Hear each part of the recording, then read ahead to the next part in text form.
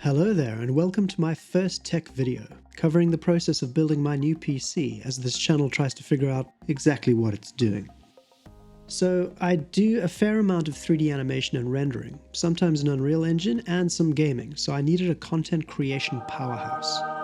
Right now that would be a build centered around a Ryzen 9 and RTX 5090 combo on the AM5 platform, and in my madness I wanted to do this in a small form factor package with as few compromises as possible. For a long while I was obsessed with the Fractal Terra, then even pre-ordered the Thorzone Tetra, but I discovered that there were just too many downsides with both of these, specifically related to cooling. I knew my GPU was going to be the 5090 Founders Edition, and that the flow-through cooler could result in thermal issues with both SFF case designs, so I went with the Ncase M2 Grater, which, if you don't suffer from trypophobia, is a great choice. It's relatively good value for the quality, has Mac Pro aesthetics, and can fit loads more cooling than the other two options, while being nearly as small at 15 liters or so. Also, it's not even as wide as a banana. I'm going to mix and match tips and advice from various SFF enthusiast channels, like Chris Russell and Optimum, to hopefully make this build the best of all worlds, and end up with what I think is a good trade-off in terms of airflow, thermals, and simplicity. This is my first build, so while this is heavily edited for the sake of time, I've left a lot of the snags and clunkiness of the process in, especially the major challenges, just in case you run into something similar. Here's everything that's going into the build, details of which will also be linked down in the description. And these are the prices I got everything at in Great British Pounds, including tax, at the time of purchase, which was over several months in the second half of 2025. Obviously I got extremely lucky buying the RAM when I did, as the same kit is now nearly 4 times the cost of when I bought it. Thanks AI Bubble. A quick tour of what's inside the box I got from Ncase. There's a front panel, a rear panel, an intricate motherboard tray, a bottom panel, a special SFX power supply bracket, top panel, a single fan and radiator bracket, a pair of mesh side panels, and a nice bag of various screws, very important. There's also a right-angled power supply cable, and I'd highly recommend you check out the documentation on the Ncase website, as it's much more thorough than the rather sparse docs included in the package, and would probably have saved me several head-scratching moments. Let's get straight into the build. First thing to note is that the small black bar on the front panel needs to be switched to the opposite side. It comes set up by default for an inverted layout with the GPU on top, and I'm going to be installing mine in a classic layout. My plan is to install one of 2 chunky Arctic P14 Max fans as exhaust on the front panel, thus taking advantage of the perforated grater design. This requires a 3D printed bracket available for download on the Ncase website, link in the video description. This is what the fan looks like attached to the bracket and how it fits to the front panel. For the motherboard I went with the rather pricey ROG Strix B850i. I would have settled for the older B650 but wanted a little more future-proofing, and like its predecessor, this also has a great amount of I/O. It supports the latest Zen 5 Ryzen processors on the AM5 platform, has a full-speed 16x PCI 5 slot, and has not only one but a second M.2 PCI 5 drive bay hidden around the back for future expansion. After installing the 4 included standoffs, we can choose how best to align the motherboard to the tray out of several positions, depending on the space you want to leave at the top or the bottom. Then we attach the front and back panels to the motherboard tray, which forms the backbone of the case. Each panel is secured with 3 countersunk screws. After this, we start to get a feel for the volume of the whole case. Boom! For a monster machine, we're going to need a beefy but tiny power supply. I opted for the Corsair SF1000 to keep that hungry 5090 FE juiced up. To attach the PSU to the tray, we use this little bracket. I had to find my own bigger screws to get this done. The bracket can be secured with 4 screws, but for some reason they recommend only 3. I initially wanted to position the unit with its intake facing out the side, but this is where I ran into my first major snag. I couldn't fit the front fan bracket. Initially I thought this was just a matter of taking the power supply out first, but then I found I had to remove that small black bar as well. After securing the bracket with 2 flat sunk screws and reattaching the bar, the problem became more pronounced. Because of the thickness of the P14 Max, I could only get a single screw to line up with the bracket, which was hugely annoying to be limited like this in a case that seemingly has so many options. I could maybe have switched the P14 out for a slim fan, but instead I decided to get creative with the orientation of the power supply and mount it sideways to intake fresh air from the front section not covered by the exhaust fan. In any case, this was the only reasonable option not to have the unit dangling by a single screw. When installing the motherboard, it's good to check the spacing between the top and bottom of the case to ensure the components and cooling will fit. I then used 4 of the countersunk screws to somewhat clunkily install the board, which I then had to adjust up by 1 or 2 increments to ensure I had adequate space at the bottom of the build for the GPU to draw cool air in.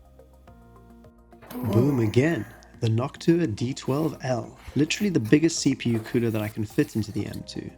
It's actually 2mm over spec, but this doesn't stop Ncase from showcasing it in their own builds, so hopefully it'll work for mine. Since this will be drawing cool air in from the rear, a neat little trick from Chris Russell's channel was installing this cute little 90mm fan using these custom printed pegs in the rear to help feed cool air into the bigger cooler. There was a little bit of wonkiness to this, but I found that twisting the pegs until they were secure did the trick. For my CPU, I've gone with the Ryzen 9 9900X. This was a price versus performance consideration for this build, as I wanted a high core count, this is 12 cores, 24 threads, but didn't really need the extra cache of the X3D models, as this comes at a huge premium while only really having a performance advantage in high frame rate situations. Lifting the latch, then lining up the corner triangle indicator on the board and the chip was really straightforward and went off without a hitch. Thankfully, no stress. Next came the mounting for the cooler. I had to remove the default brackets and attach the accoutrements that came packaged with the D12L for an AMD CPU. These brackets are secured with the 7mm offset specific to the AM5 platform, and this was all well documented and rather simple to do.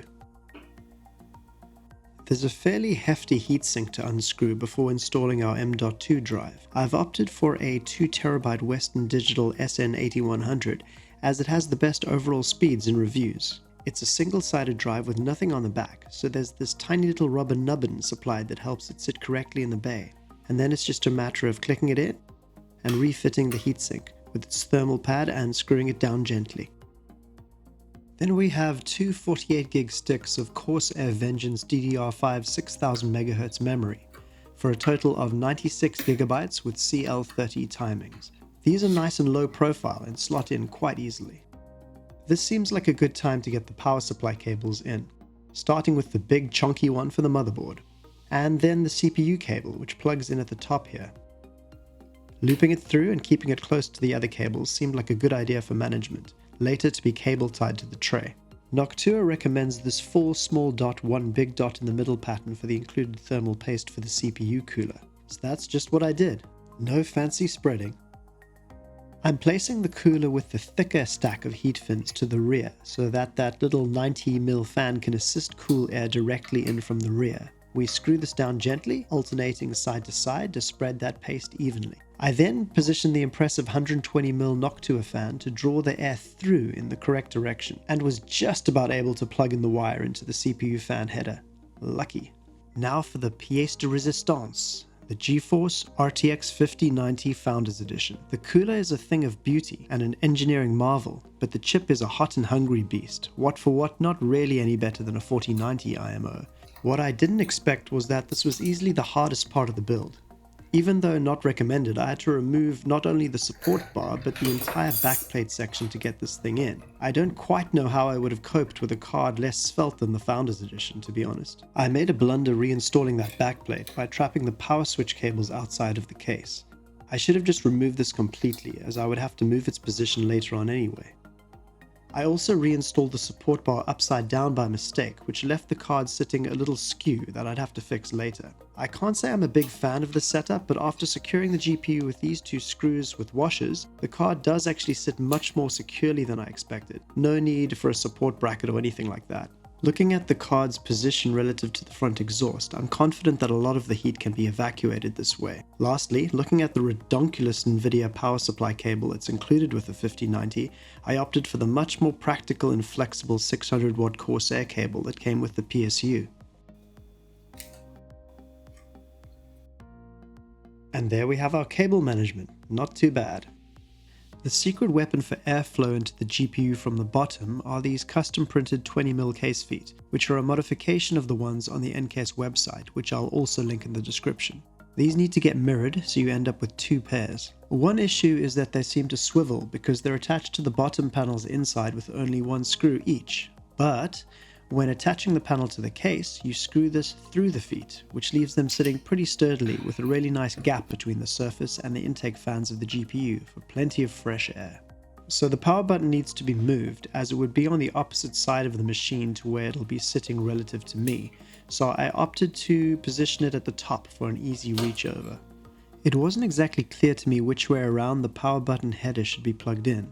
There's a little arrow, presumably indicating which side is power and which side is reset, but I couldn't find any documentation on this with the motherboard, so I just ended up guessing, which would come to bite me later. Then I routed the right-angled power cable extender through to the PSU. Voila!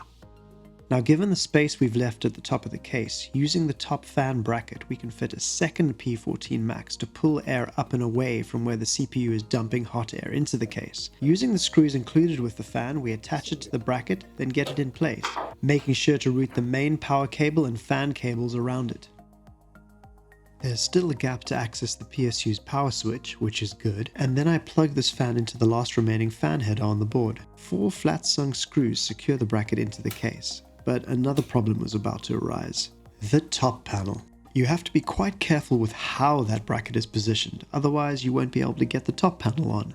This is because of the fixtures where the 2 rear thumb screws attach, but after a bit of back and forth and brute force, I eventually got it right. Just installing a single side panel for the time being, and this is done by slotting it into the groove and then holding it in as you essentially trap it with the top panel. After installing the 2 rear thumb screws, we have a damn near finished build. I did note that the seams in the panel were not even, and I was initially quite disappointed by this, but after playing with the tightness and tension of various screws, particularly in that top bracket area, I'd now say it's practically perfect. And now for the moment of truth, powering the system up for the first time. There's nothing. Oh! Whoops. How embarrassing. Let's go. 1, 2, 3, click. Still nothing? Making sure I was getting the basics right, the machine still wouldn't power on, so I flipped that power reset cable around and... Cool. It's pretty scary when it didn't boot up the first time. Let me try and justify the airflow setup. So the orientation I was forced to put the power supply in proved to be advantageous, creating these 2 channels for the hot air to be evacuated up from the CPU and towards the front of the GPU. There is this problem area, but to be fair, this would be an issue with any air-cooled setup that includes the Founders Edition card, no matter the case dimensions. If I'd been able to install the PSU as originally intended, I could have arranged the 2 P14s at the top and then printed an alternative bracket for the front to house 2 120mm fans. But more fans also means more noise, so I'm kinda happy with the way it is. It would have been nice to avoid a generally negative air pressure situation to mitigate dust buildup, but I'm not convinced that that would have resulted in better cooling, to be honest. Before benchmarking, I should point out that I always intended to optimize this machine as best I could, and was lucky to be able to achieve a good negative offset on the curve optimizer in the BIOS for the CPU, as well as a pretty decent undervolt and power limit combo on the 5090, getting it to pull about 100 watts less power at pretty much stock performance. Following a 10-minute run of trusty old Cinebench R23, we have an average multi-core score of 33,678. and a single core score of 2,240. Temperatures and power draw over time looked pretty good, with no major throttling that I was aware of. I also ran Prime 95 for about 30 minutes to test stability, and it returned no errors. In 3D Mark Steel Nomad, the 5090 achieved an average score of 14,020 at full 4K over 5 runs. Power draw hovered at around 480-490 watts, and the card got up to about 70 degrees. Furmark at 1080p pushes frame rate and power usage to the absolute max and achieved 30,519 points, or 507 frames a second, while pulling up to 480 watts and pushing the GPU temp up to about 73 degrees Celsius. Lastly, for the nerds like me out there, V-Ray 6 benchmark got almost 15,500 V-paths using the GPU on the RTX mode. So happy rendering with this thing. And there you have it. Wait, there's one more thing. Are we ready for some Coil Whine?